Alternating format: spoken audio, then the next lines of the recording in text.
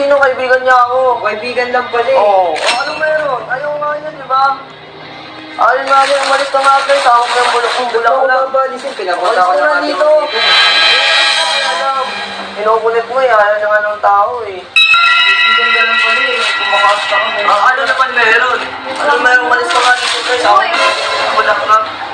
Umalis ka na. Ikaw hindi ka sila. Umalis ka dito pre. Umalis ka nga dito pre. Uy, tama na. Uy, tama na. Kailan ano ba?